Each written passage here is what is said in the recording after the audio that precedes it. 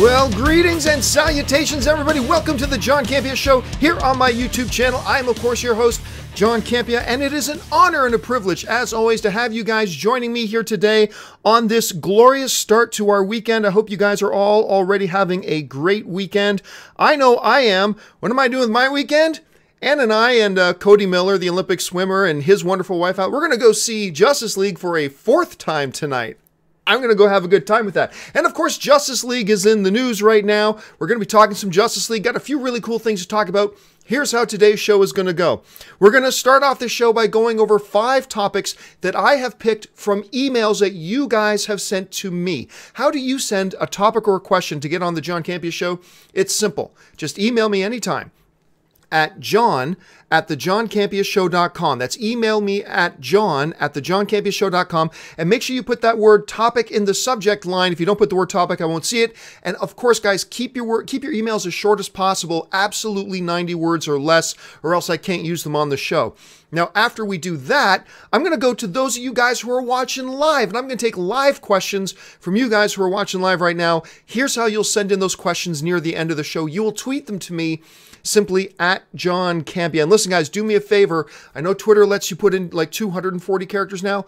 Keep your tweets as short as possible. Maximum 140 characters. But please try to keep your tweets as short as possible. Sometimes the software that I've got it set up can't show the whole tweet if it's too long.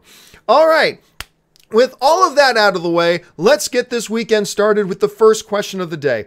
And the first question today comes to us from Alec Doughty, who writes, "Hi, John, big fan." Well, thank you so much, Alec. In one of your recent videos, you said that the year gap between Justice League and Aquaman might hurt the movie's momentum. Why doesn't Warner Brothers push the film up to August?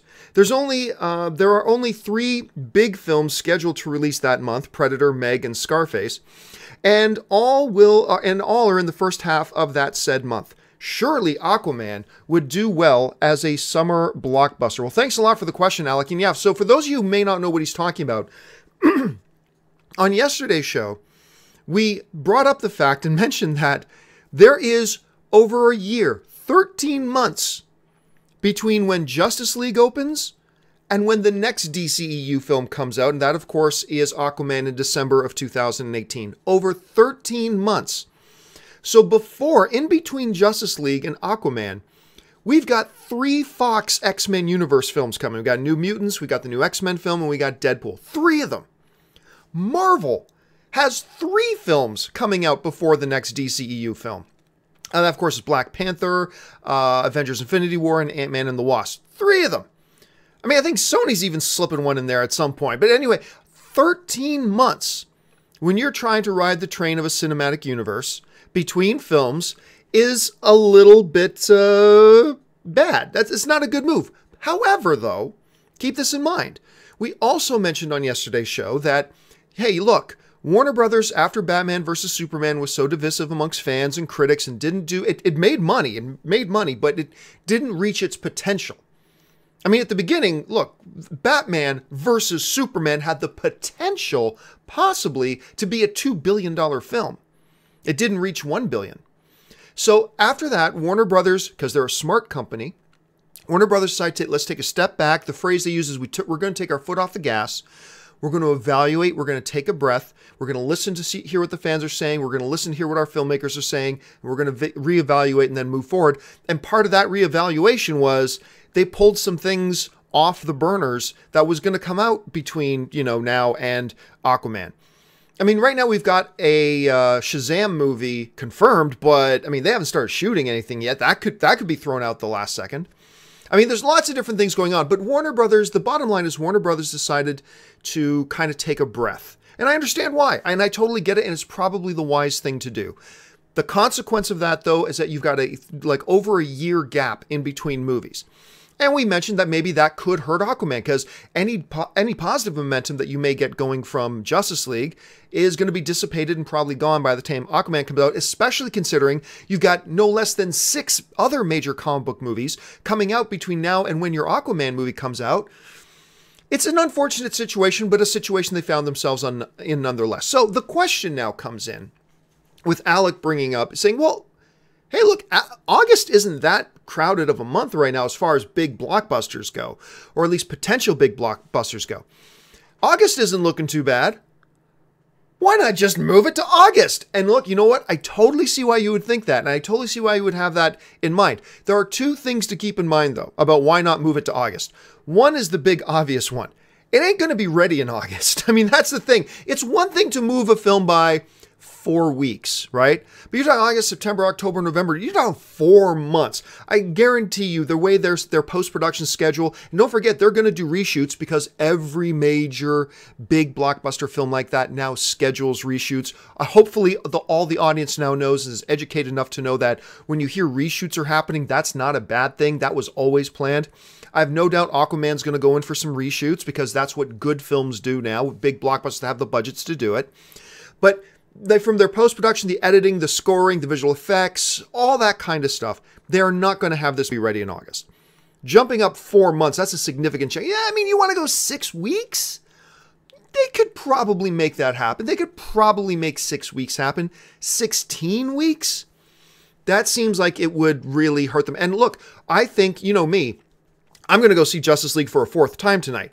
But one of the issues with Justice League is that it really needed some more time, considering the tragedy with Zack Snyder's family. He couldn't finish what he wanted. Joss Whedon then only had 6 months, less than 6 months, to do all the reshoots and retool that movie and all that kind of stuff. And at the end of the day, you could just feel that 2 hours was a perfect runtime. I completely reject anybody who says that movie needed to be longer. It did not need to be longer. No way.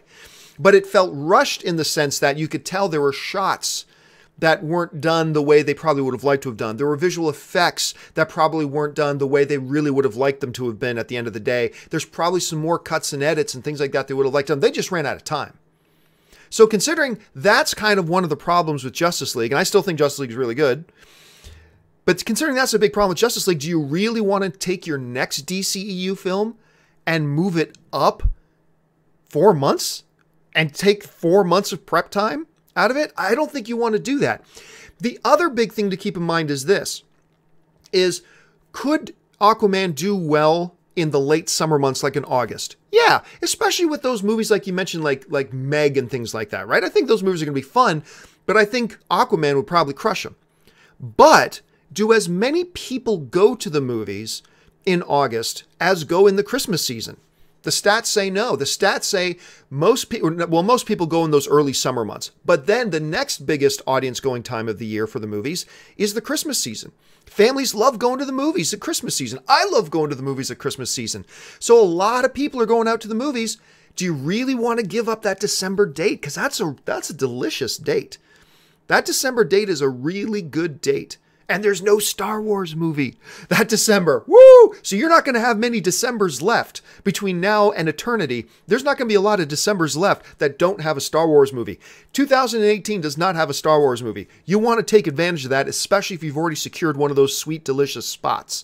Aquaman's got a sweet, delicious spot. Do you want to take that out of there?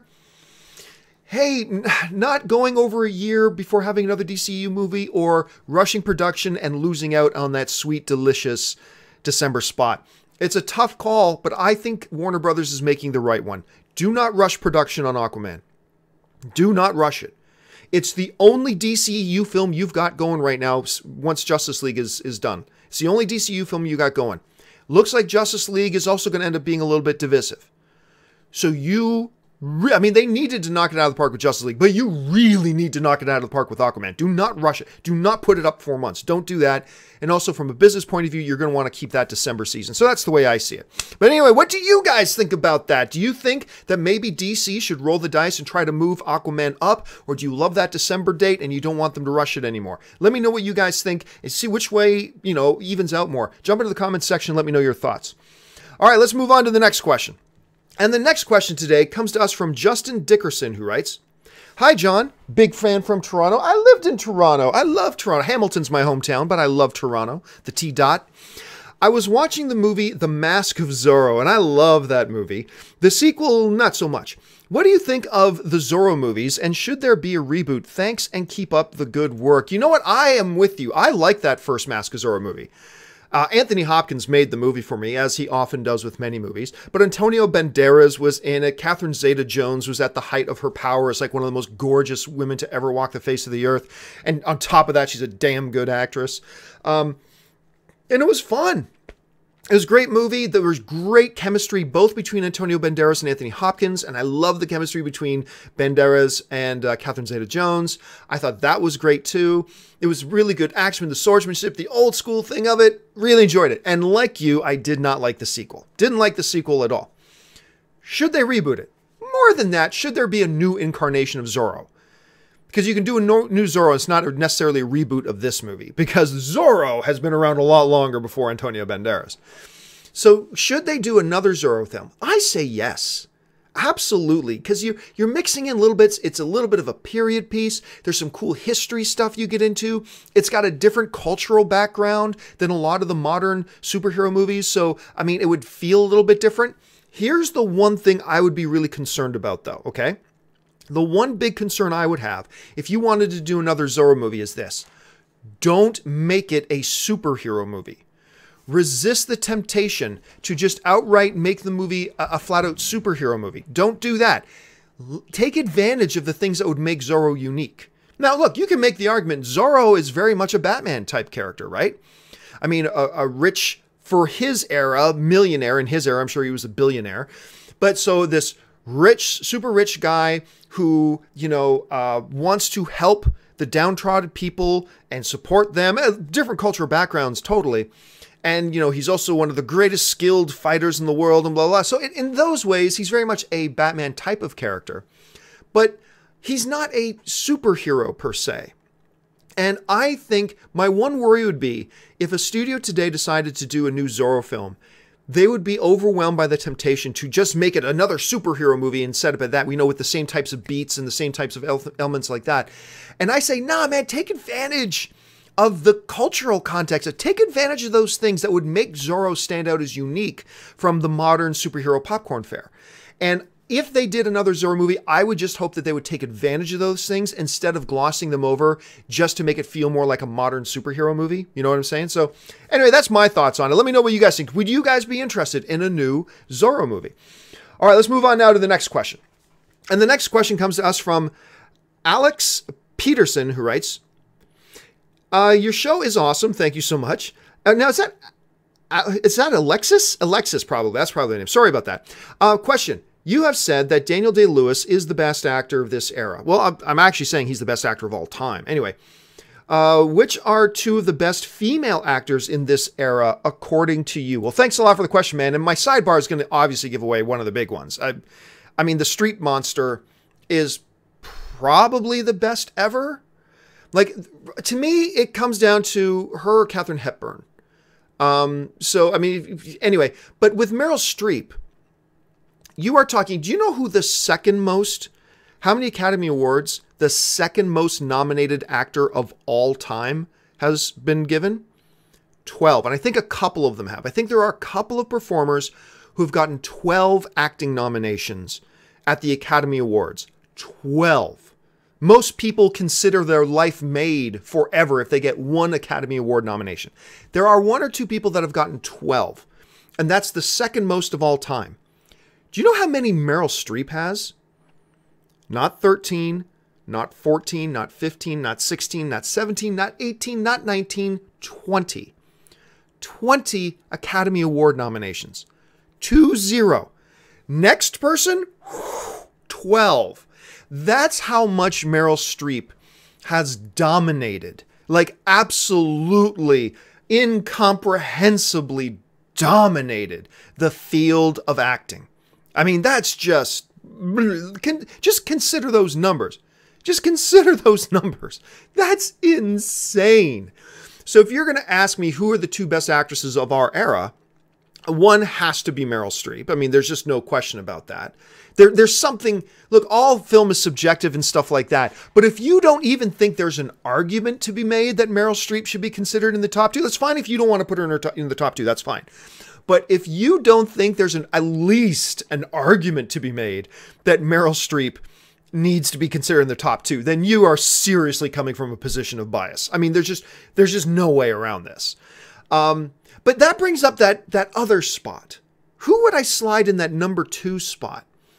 Well, of course, all this is subjective. Some people want to bring up the names like of Jennifer Lawrence, and she's fantastic. She's fabulous. Absolutely. She's an incredible talent. Yes. Some people will want to say like an Amy Adams. Absolutely. Amy Adams is incredible. She's fantastic. All that stuff.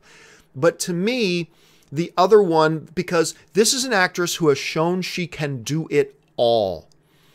Heavy drama, quirky comedy, action film, all the way to comic book films. She can do it all, and that's Cate Blanchett. I mean, to me, again, it's all subjective and it's totally debatable, but to me, I have very little hesitation. Like when I read the question for the first time, instantly, I mean, it's Meryl Streep, automatic, right? But then very quickly after that, no, it's Cate Blanchett, who I believe has, well, she's got 2, I think she's won 2 Academy Awards. I think she's been nominated like 5 others. She's got like 7 or 8 nominations, something like that. You guys can look that up in the chat board and let me know for sure what that final number is. But yeah, to me, it's Meryl Streep and Cate Blanchett. I would love to know, but this is all subjective. I would love to know what you guys think about that. Who would you consider to be the 2 best living actresses working in our era today? Let me know your thoughts. All right, let's move on now to the next question. And the next question comes to us from Greg Howell, who writes, "Hey, John. With The Greatest Showman coming out at the end of the year, which looks absolutely breathtaking, and his performance in Logan at the beginning of the year, what would you say Hugh Jackman's chances are to be nominated for an Oscar?" Well, thanks a lot for the question, man. And yeah, Hugh Jackman, like a lot of us forget, take Wolverine out of it for a minute. Hugh Jackman is just an epically talented actor. His turn as Jean Valjean in Les Mis was so good. So good. And that's got to be one of the most impossible, especially when you consider the musical element. That has got to be one of the most impossible roles to play. And he crushed the Jean Valjean role in Les Mis. I'm getting can you see them? It's a little. I'm getting goosebumps just thinking about Hugh Jackman playing Jean Valjean. Nutty good. He is so talented. It's crazy. So he's going to have 2 fantastic movies. I mean, I haven't seen The Greatest Showman. Maybe it'll suck. My anticipation is that it's going to be amazing because the trailers are amongst the best trailers I've seen all year. You guys know this. I tweeted out, when I saw the trailer for The Greatest Showman, I said, The Greatest Showman trailer is better than 70% of the movies that have come out this year. I mean, it looks so remarkable. I'm salivating waiting to see this movie. I'm just absolutely going nuts for it. But that brings up a question then. Which one of those 2 movies? Because to me, Logan is still the best movie of the year. Not best comic book movie. The best movie of the year to me is still Logan. So you got Logan. Now you got The Greatest Showman coming out. Which of those 2 movies does Hugh Jackman have the better chance of getting an Oscar nomination for? And I'm going to go with Greatest Showman. The Greatest Showman is probably the one that he has an outside chance of, because here's the thing.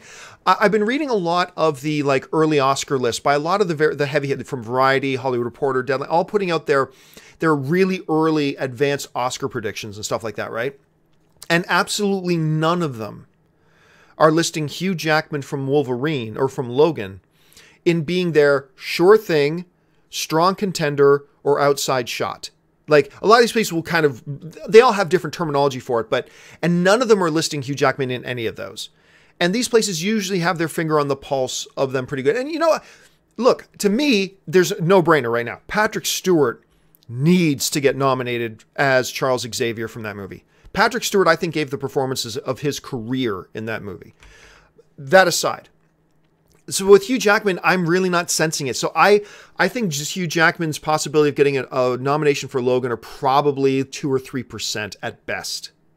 However, there are a couple of mentions of possibility of Hugh Jackman in The Greatest Showman.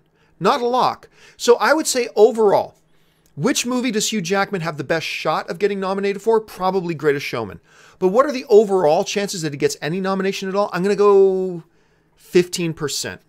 I know that's not great, but it's a possibility. I'm going to go 15% chance that Hugh Jackman gets nominated. Again, it's difficult when I haven't seen The Greatest Showman yet to really nail down a number on that, but we'll just have to wait and see how that all turns out. All right, guys, let's move on to the final email question of the day, and then we'll start going over to the topics and questions that you guys who are watching live want to send in. And the last emailed in question today comes to us from Jessica Hanlund, who writes, Like a lot of people, I thought Justice League would hit $1 billion no problem. You and me both. With them now saying Justice League could possibly come in under Wonder Woman's opening weekend numbers, if that does, what are the chances it can still hit the $1 billion mark? Yeah, so look, everybody knows who's been watching this show. I have been saying, Justice League, don't you worry. Justice League is going to be the first DCEU film to cross $1 billion. And again, for all of you who are screaming at your computers, John, Dark Knight Rises made over $1 billion. Dark Knight Rises was not a DCEU film. Okay? The Nolan movie's not DCEU. I have been saying, Justice League, no sweat, no problem. Going to be the first DCEU film to cross that $1 billion mark and join the $1 billion club. That ain't going to happen. That's not going to happen. I can tell you right now, take that prediction of mine and whoosh, just throw that away. That ain't happening. Not just because it's not going to have a huge opening weekend, but with the critical response it's getting and even the best fan responses, like I would count my responses amongst the best fan responses, and which are, the good is really good, but there's a good amount of bad in it too. I just think the good really outweighs the bad, but there's a significant amount of bad. Considering that's the best response, that's not the kind of response that's going to get huge multiple viewings, even though I just admitted that I'm going to go see it for a 4th time tonight, whatever. But it's not going to get most people out to a lot of multiple viewings, and it's not good enough to get a lot of people spreading huge word of mouth about it. Not to mention that the critic response hasn't been great. Now, here's the one good thing we can say about the critic response. Unlike Batman vs. Superman, where a lot of the critics, I liked it, but a lot of the critics just trashed on the film. With Justice League, we're not seeing that nearly as much. Like with Justice League, I'm finding even with some of the more negative reviews, even a lot of the more negative reviews are a lot softer than, say, the reaction to Batman vs. Superman was. And even a lot of them who end up giving it a negative review, at some point in the review, say something along the lines of this. But you can feel that the DCU's heading now in the right direction. Like, even amongst a lot of the negative reviews, you're getting a sense that I feel like DC is turning a corner. I feel like DC's starting to head in the right direction. So you're getting a little bit, even in the negative reviews, I'm sensing a little bit more optimism from a lot of the film critics than, say, coming out of Batman vs. Superman. Not to mention, the reviews are significantly better for Justice League. I think Batman vs. Superman, was like 22, 23%? You guys in the chat board, tell me, what was the final RT rating for Batman vs. Superman? But like right now, Justice League is sitting at 40. Now, 40 is not a great number, but it's roughly split, right? So that's, if you take 10 film critics, 4 of them like the movie.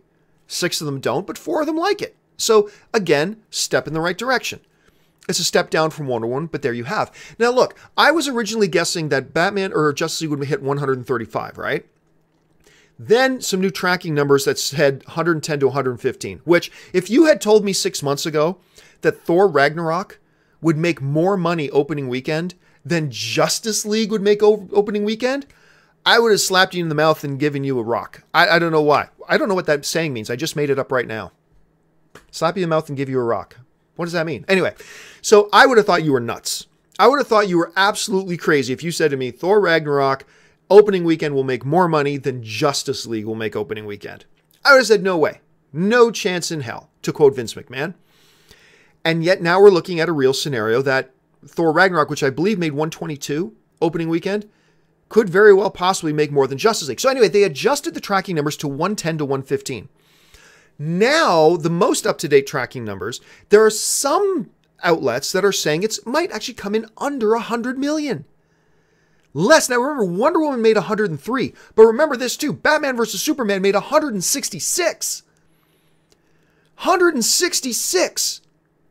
Is it possible that we could go from a $166 million opening of Batman vs. Superman to under 100 million for Justice League? Is that even possible? Look, I don't think so. Look, I get it. There's some of the tracking responses, all this kind of stuff. They're adjusting it. I get it. I cannot imagine Justice League doesn't make 100 million opening weekend. It's got to make 100 million. I mean, come on.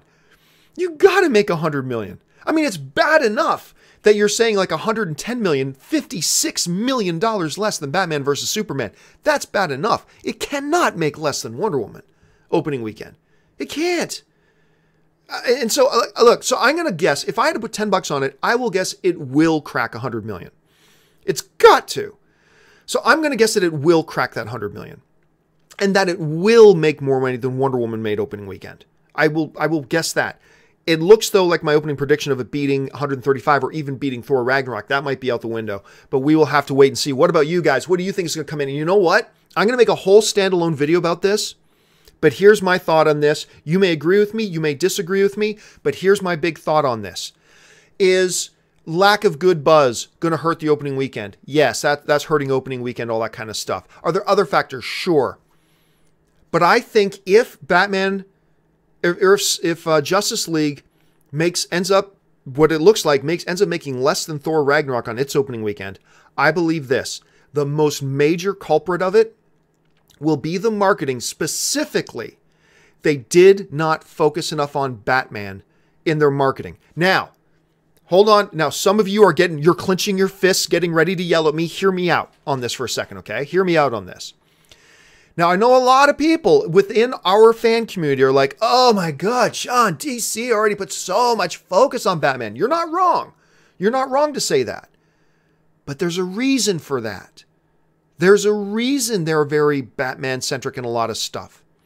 And that is Batman is hands down their most successful property, their most famous property, their most popular property is Batman. As a matter of fact, even if you go back to Batman versus Superman, even a lot of the people who trash that movie will go, this movie sucks, this movie sucks, this movie sucks.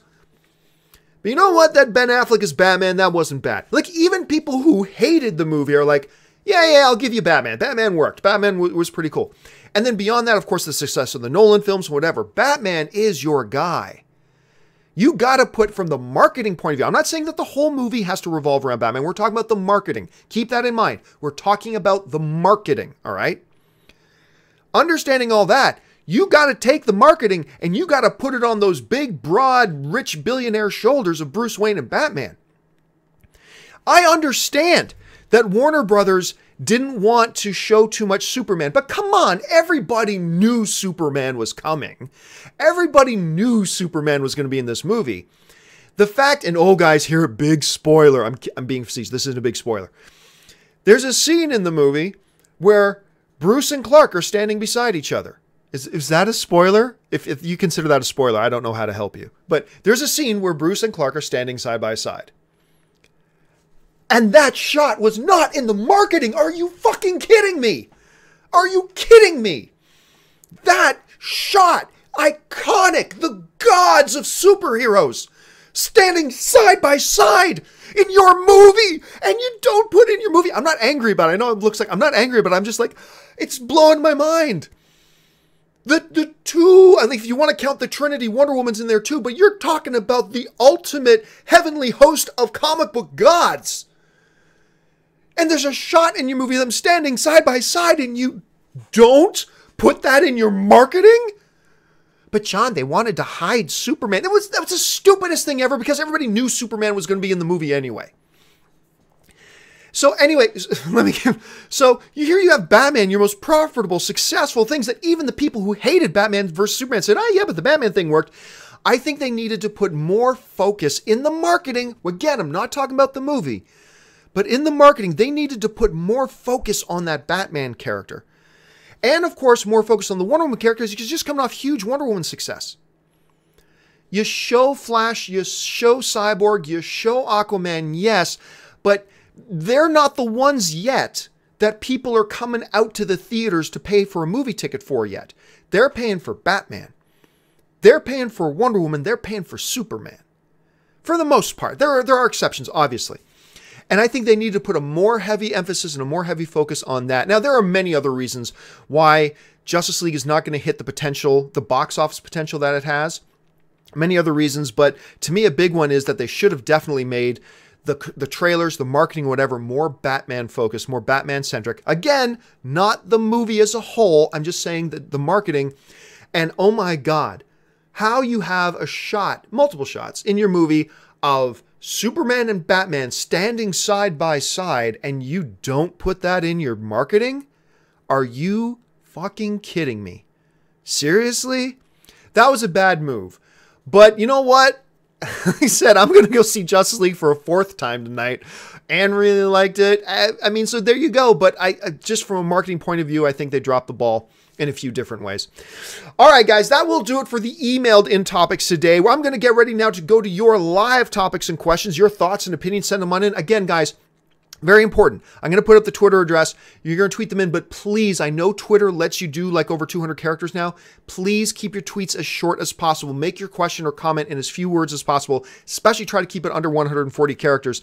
And that's where you tweet to me. You simply tweet to me at John Campea. And guys, make sure you're following me on social media. Follow me on Twitter at John Campea as well. Now, it's that time of the day, of course, for my little 1-minute commercial break where I, shamelessly plug my Patreon page, the Patreon page that makes this entire show possible. Here, check this out. We'll be back in just 1 minute.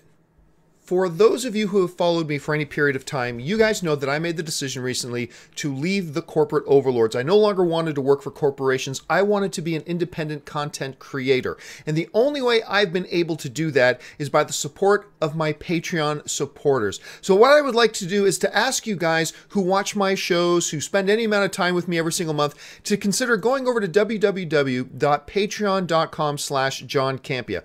There you'll get all the information about what exactly does it mean to be a Patreon supporter of mine? What does being a Patreon supporter do for helping to make sure that shows like this one and all the other shows I do here on my channel can actually be produced? And on top of that, what benefits are there to being a Patreon supporter? And maybe if you guys can check that out, if you decide you want to be one of my Patreon supporters, that would be awesome. And if you don't, that's perfectly fine too. I'm just happy that you guys have decided to be here today and be a fellow movie fan and join us in the conversation. So go and check out the website, see if you want to become a Patreon supporter. And now let's get back. All right, guys, thanks so much for that. And a special thank you to all of you guys who are already my Patreon supporters. Again, you guys are the ones who make these shows possible, and I appreciate you guys so much. All right, I'm going to now pop open my Twitter stream. Now, while I am, let me make a quick announcement here. Speaking of Justice League, for all you guys, today at 11 a.m. Pacific Standard Time, that's like 2.5 hours from now, or is that, no, it's 1.5 hours from now.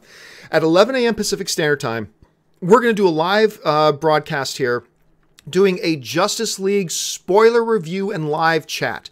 So we're going to talk Justice League in more spoilerish terms, give my review of Justice League in more spoilerish terms, but I'm also going to throw it open to you guys in the live chat for us to talk about Justice League, talk about the things we love, the things we hated, all that kind of stuff. Again, that comes up at 11 a.m., about an hour and a half from now. We're going to be doing that. So if you guys are interested in getting some more discussion about Justice League, make sure you come back for that. Okay, with that out of the way, let's go to the live questions that you guys are sending in, and we will start off the live stuff with Entertain Geek writes, John, time to reboot the DCEU? Possibly. Possibly. A couple of major things to keep in mind. Number one, let's see how Justice League actually does.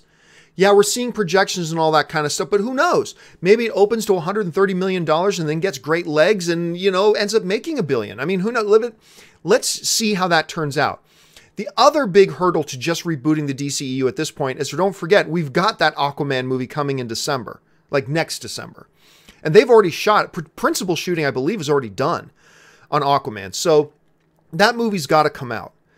So is it time? It may be time. Look, if Justice League, that's a huge if Justice League underperforms and does all that kind of stuff, then yeah, it's time to consider rebooting. But then big questions. What do you do with the Aquaman movie you've already got? What do you do with Wonder Woman 2 that you've got planned? Because Wonder Woman was a big success. A lot of big questions, a very tricky time over there at Warner Brothers for them to decide what they want to do. Okay, let's see. This next one comes to us from Cameron Belgrade, who writes, John, how would you rank the comic book movies of the year? Well, I mentioned this the other day.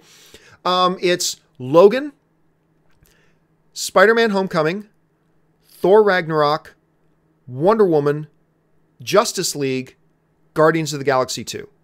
And here's the fun thing. So once again, that's Logan, Homecoming, Ragnarok, Wonder Woman, Justice League, Guardians of the Galaxy 2. And here's the interesting thing. I've liked them all. This is the first time in a long time that I can go, yep, I liked every single comic book movie that came out this year. Couple of them I flat out love. Logan is not only the best comic book movie of the year, it's the best movie of the year so far. So it's a fantastic year for comic book movies, in my opinion. Fantastic year for comic book movies. So that's how I would personally rate them. All right. Let's see. This next one comes to us from Kman1211, who writes, Hey, John, what happened to the Weekly Heroes show? I thought you did it every Friday. Yes, some of you may have noticed that my show, The Weekly Hero, in which I kind of highlight the biggest news in the week from comic book movies, but also kind of highlight and talk about all the different comic book TV shows as well. I didn't do one yesterday. The reason I didn't do one yesterday is because Thursday night, Punisher launched at midnight. All night, I didn't go to bed. I didn't go to bed until last night. So I was up for almost like 48 hours, whatever.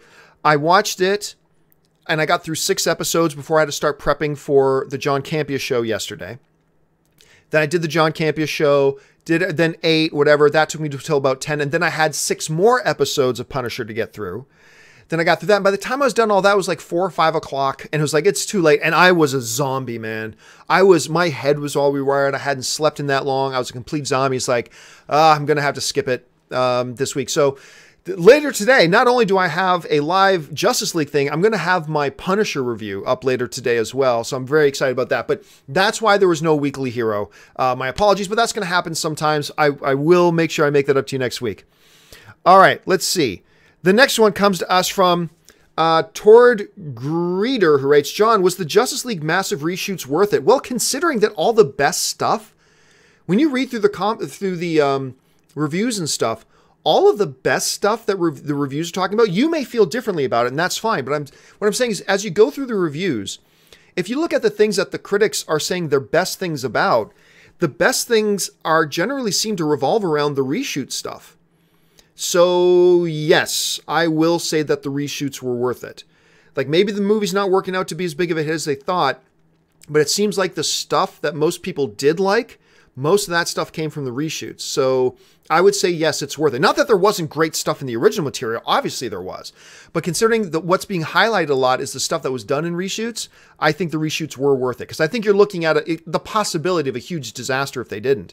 So we'll just have to wait and find out. Okay, let's try this. Dominic Ginn writes, John, do you think people's negative views on the circus industry will affect sales for The Greatest Showman? No.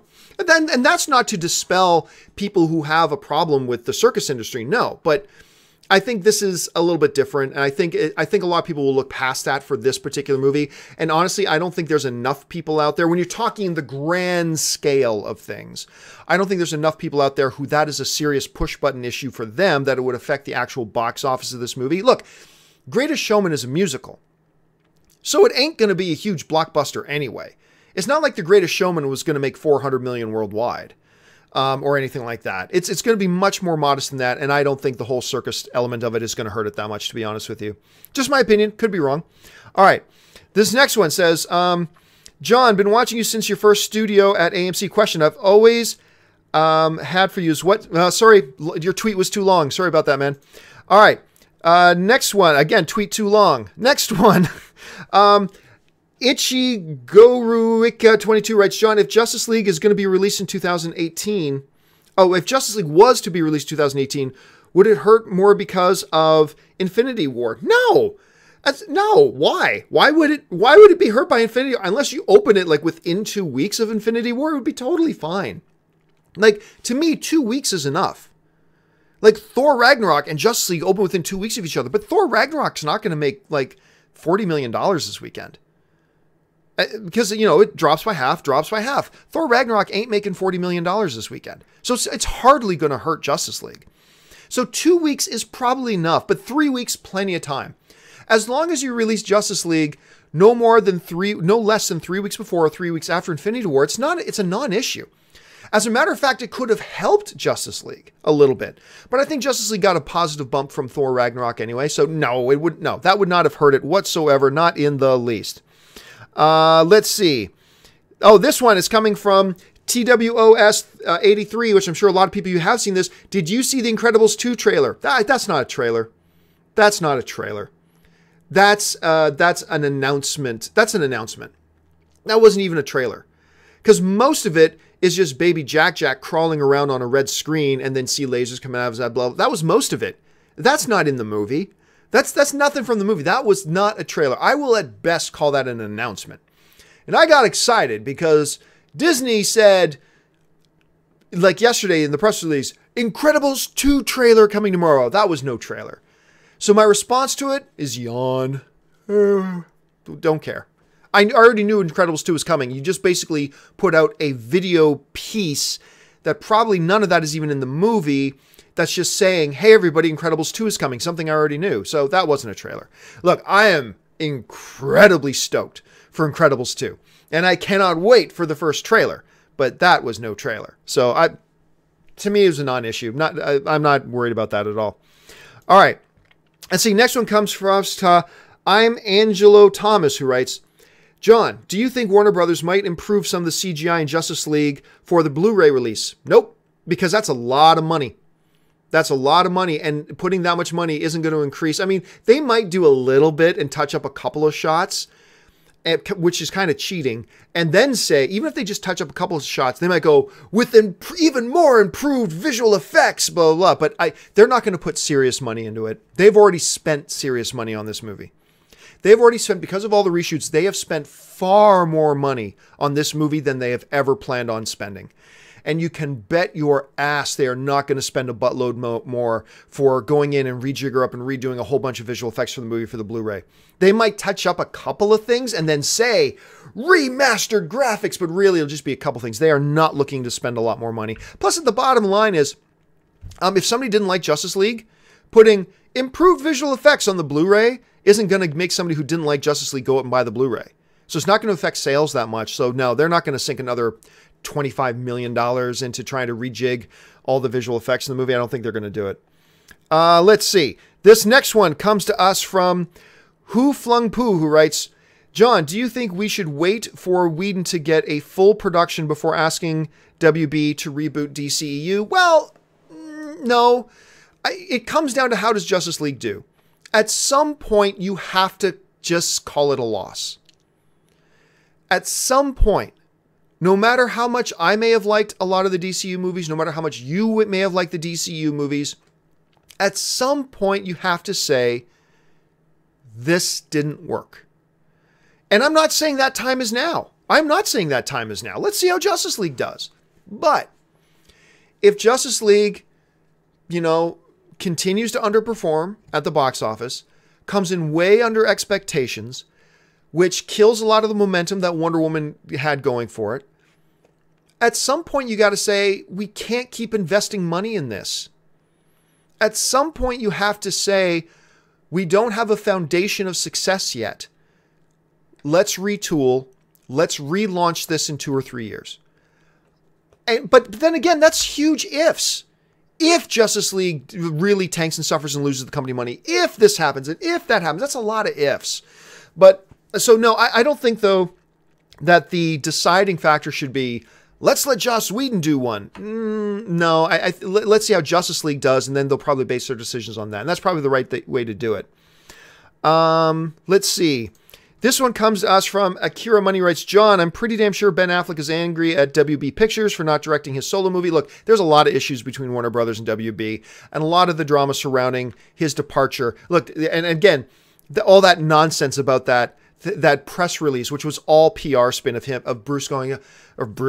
Ben going, and I love Ben. I'm a huge Ben Affleck fan. Best Batman we've ever had. I think he's one of the best directors in the business today. Massive Ben Affleck fan. Man who was married to Jennifer Garner. He wins at life. So, but, I mean, that PR press conference or press release they put out about, Ben has decided that it's just too much to both direct and act in the standalone Batman movie, and he thinks he would better serve it if he stepped away from the director's chair so he could focus on the acting. How come Ben Affleck just said in a press release this week, I'm contemplating if I'm even going to be in the movie? That was a BS statement.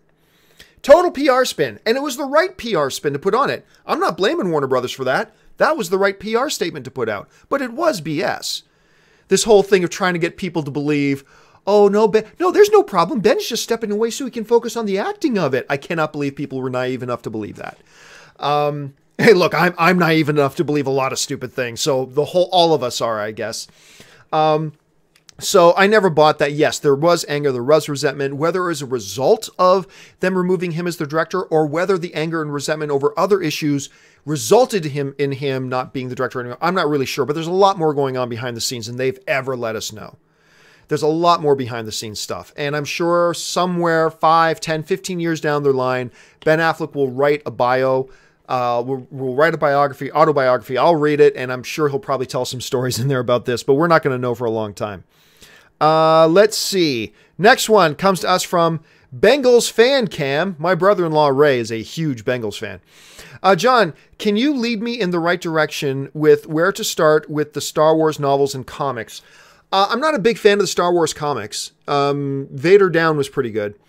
With the novels, I would go, if you just want to focus on what is now canon and not worry about the legend stuff, I would start with Lords of the Sith. You know what? No, Lords of the Sith is the best. I would start with Tarkin, then read Lords of the Sith. And then you'll want to read Lost Stars. You'll want to read Bloodline.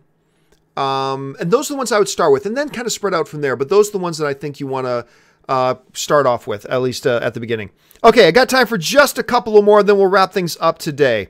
This one comes to us from Maddie Gusto, who writes, John, thoughts on Henry Cavill's mustache? Couldn't he have worn a fake stash for Mission Impossible? And if you saw my review, yeah, it's noticeable that they had to CGI around his mouth and lip to take the mustache. Look, I have no idea why is Universal the studio behind Mission Impossible? I think it's Universal. It might be Paramount. Anyway, I don't know, man. They were insistent that Henry Cavill not shave his mustache. Okay, they have their reasons. And you know what? They were totally within their rights to do it. So, yeah, I don't know why, like, Warner Brothers didn't just say, hey, look, guys, I'll cut you a check for $5 million right now. Just let Henry wear a fake mustache for his shooting on your movie. Nope. It looks more authentic if he's got a real mustache. And you know what? That's their right. That's their right to do it. So they did it. Let's see here. Last question of the day. Sonal for Sharma writes, Russo brothers versus Joss Whedon. I'll go Joss Whedon. Russo brothers built on the foundation that Joss Whedon laid down. Joss Whedon set the whole tone and temperature for what is the DCEU movie with his Avengers movie. What I still consider to be the best comic book movie ever made. The Russo brothers were able, a lot of their success was because they were able to build on the foundation that Joss Whedon laid down. So I will personally go Joss Whedon, but who knows? Look, they crushed it with Civil War. They absolutely crushed Winter Soldier. So if they now put out Infinity War and also crush it, I might change my mind. If they crush it with Infinity War and put out 3 movies in a row that they absolutely crush, then I will jump ship from Joss Whedon over to Russo brothers. But, I mean, they're both super talented. They're both great. All right, guys, that will do it for me. And you know what? Today was the first day ever, the first Saturday ever, that we had over 2,000 people in the live chat. That is crazy. We've never done that on a Saturday. Thank you so much, guys, for being here and being a part of that. I have had a lot of fun. Always have a lot of fun talking movies with you guys on these days. Listen, guys, don't forget, if you like this video, do me a favor. Just click the thumbs up button. Even little things like that help me out. Leave a comment below. Remember, guys, we're all film fans together. Let's not get into personal insults. Even if we have 2 massively different opinions about a movie, that's awesome. That's the fun thing about being a film fan. Celebrate that. Treat each other like we're fellow film fans and that we're all on the same side. Leave a comment below. Make sure you follow me on social media, simply at John Campea. And don't forget, guys, 11 a.m. we're doing a live Justice League spoiler review and open chat discussion with you guys. Make sure you come back for that. And that will do it for me, guys. Thank you so much for joining me. My name's John Campea, and until next time, bye-bye.